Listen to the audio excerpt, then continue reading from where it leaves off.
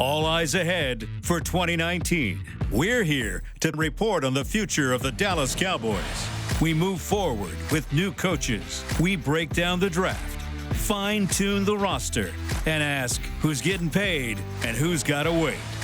And, as usual, we bring you insider access to OTAs and minicamps, priming you for 2019. We're the Blitz, and we're bringing it all to you, straight from the Star.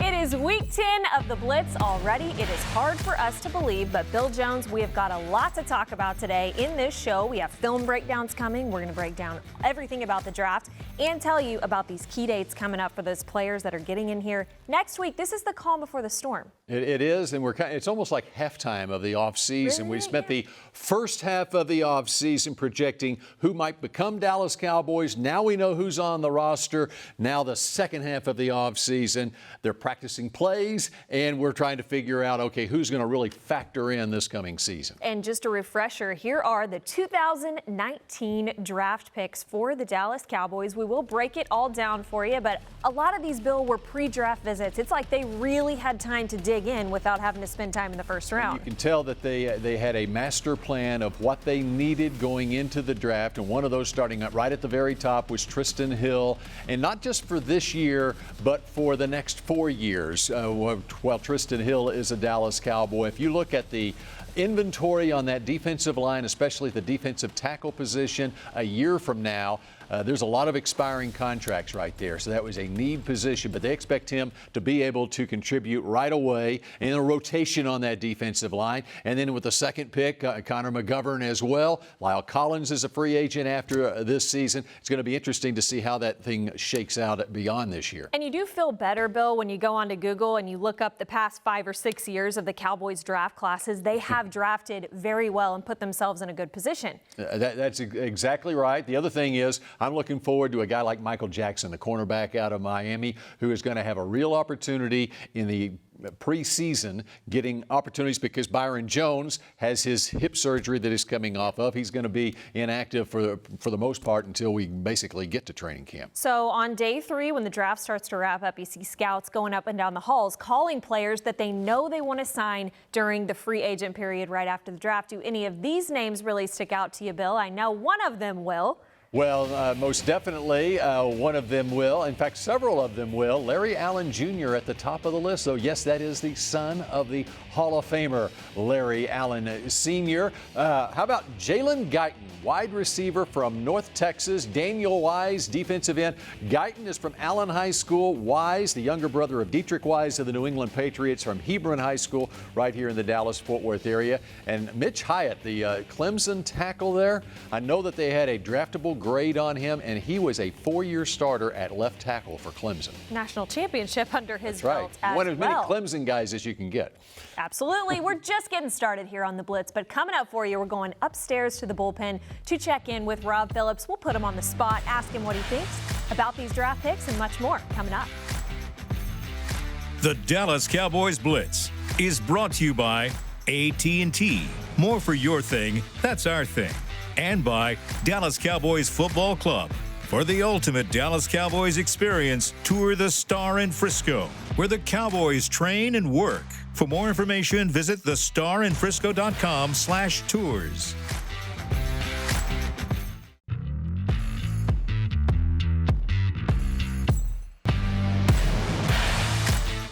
This segment is brought to you by AT&T. More for your thing, that's our thing.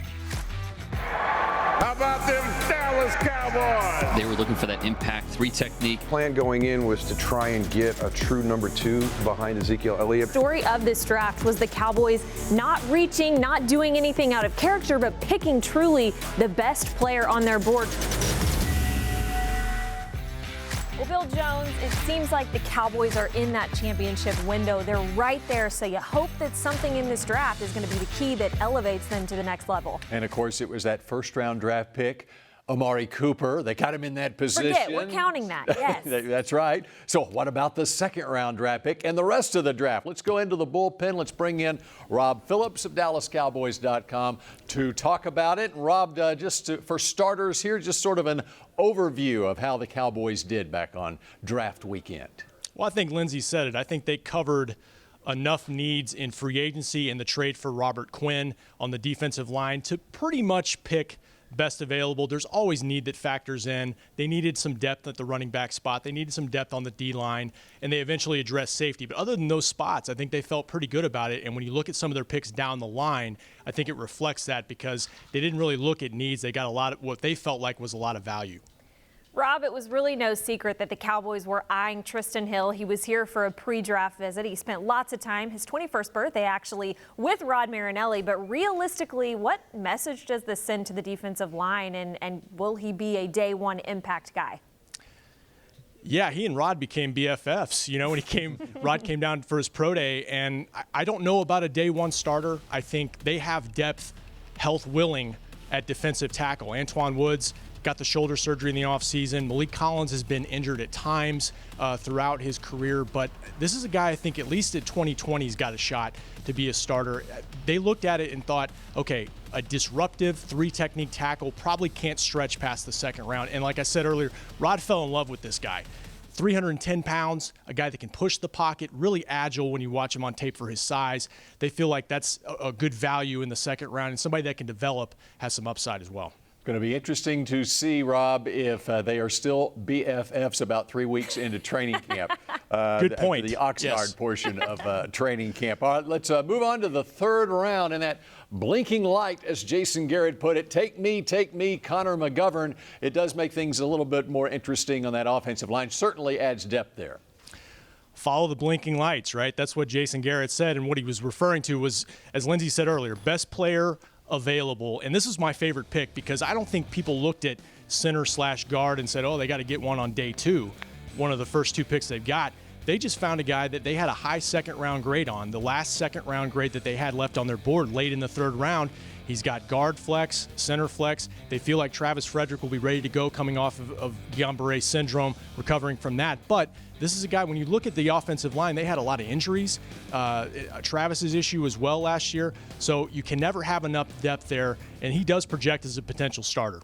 All right, Rob, let's talk about a really fun pick, in my opinion. Tony Pollard out of Memphis. Now, he was also here on a pre-draft visit.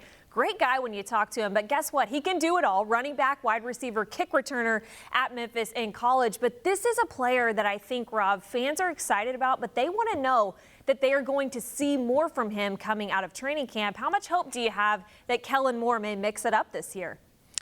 I don't think, Linz, they make that pick unless they've got a real plan in mind, or Kellen Moore has a real plan in mind for him. And what they're doing with adding Tony Pollard, yes, they needed backup running back depth, and they got some of that later in the draft as well. They're adding speed to this offense, and a guy, as you mentioned, that can do a lot of different things for them offensively. Think about Tavon Austin a little bit, what he offers in terms of a guy who can help you in the backfield, split out wide, and do some things. I wouldn't say Tony Pollard has Tavon's deep speed, but this is a guy that can run jet sweeps. They can move him all around the formation, and you mentioned kick returns as well. The Cowboys, one caveat, they only had 13 kickoff returns the entire season last year. They need more of those, but he's a weapon. He's a speed weapon, and I think Kellen will find a way to use him.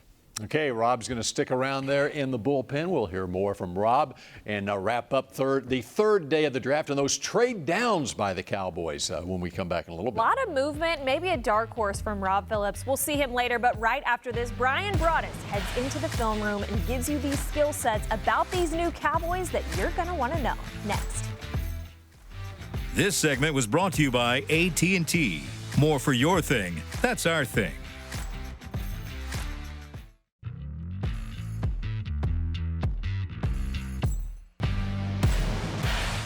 Come join us at the Star and AT&T Stadium this summer for our 2019 Dallas Cowboys Youth Camps. Our football academy is run by former Dallas Cowboy Danny McCray and coached by other former NFL athletes. And new this year, our current Cowboys players will also be involved in the camps. Our Dallas Cowboys cheerleaders will also be involved in the Dallas Cowboys Cheerleaders Dance Academy. We have 10 camps starting in June and running through early August. Each camper will get 2 standing room tickets to a Dallas Cowboys preseason game, exclusive merchandise, and more. Go online to dallascowboys.com/academy to learn more and register now. Summer is definitely around the corner, and I've been telling everyone I know because they've been saying, what do we do with the kids? That is a great option for you. Come hang out up here at the Star. So we're moving in now, bringing Rob Phillips back in, and we're going to talk day 3 and beyond. And this is always where you might get somebody who you didn't expect. Yep, and the Cowboys were excited about day 3 of this draft. In fact, they were so excited they traded down a couple of times to acquire some more picks on day 3. And Rob Phillips in the bullpen. How about the 5th round selections? You get a couple of guys from the U.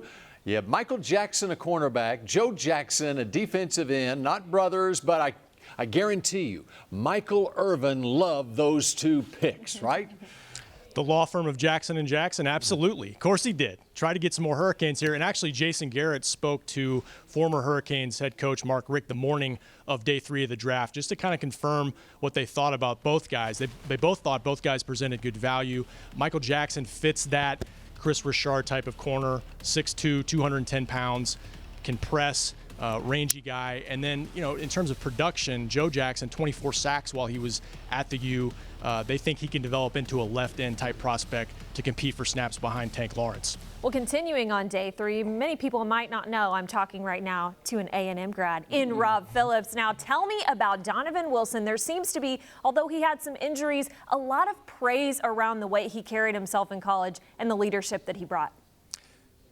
Yeah, Lindsay, we talked about it just yesterday, how he's kind of a by example guy. Doesn't talk a lot, just kind of gets it done. That's a Jason Garrett type of player. They view him as kind of a box safety, strong safety guy. He was known as a big hitter at A&M, and just watching him there, he was a guy that other opposing offenses had to think about, because he was a physical player, a good tackler. And you think about Xavier Woods and his development as a free safety. This is a guy that might be able to complement him if he can earn a job. Now, they do have depth, and they feel good about Jeff Heath and George Iloka, who they signed in free agency, but this is a developmental guy that they like. And when you move on to the 7th round, Rob, a running back in Mike Weber from Ohio State, who, of course, Zeke Elliott very familiar with. That'll be a good mix in that running back room. And then Jalen Jelks, a defensive end out of Oregon. Really good value they felt for both guys. They had a 3rd round grade on Mike Weber, and he's more of that traditional back between the tackles runner, more so than Tony Pollard, but would be a nice compliment for Zeke as well. Just spelling him, or if he were to miss any time. Jelks in the 7th round, they had a 4th round grade on him. Big, long, athletic pass rusher that they think has a chance to be productive, earning a spot, although the defensive line is really getting stacked in terms of depth. But again, that's one of those picks that they felt like, too good to pass up. He's right there. All right, Rob, putting you on the spot here. Any undrafted players that stick out to you, or guys you're excited to see from the calls after the draft? They feel really good about this undrafted class, maybe one of their best ever. Daniel Wise was a guy they liked, defensive lineman coming out of Kansas. Again, competition's going to be tough. But Clemson, Mitch Hyatt, offensive tackle, consensus All-American for the national champions, and went undrafted. They couldn't believe that he was available after the draft to go and get. And lest we forget Larry Allen's son as well. You got to take a Hall of Famer's son, and I can't wait to see him and the rest of those rookies this coming week right here at the Star. Rob Phillips, we appreciate you joining us as usual. Yeah, we'll get into some of those key dates and what you can expect for all of your new Dallas Cowboys right after these messages.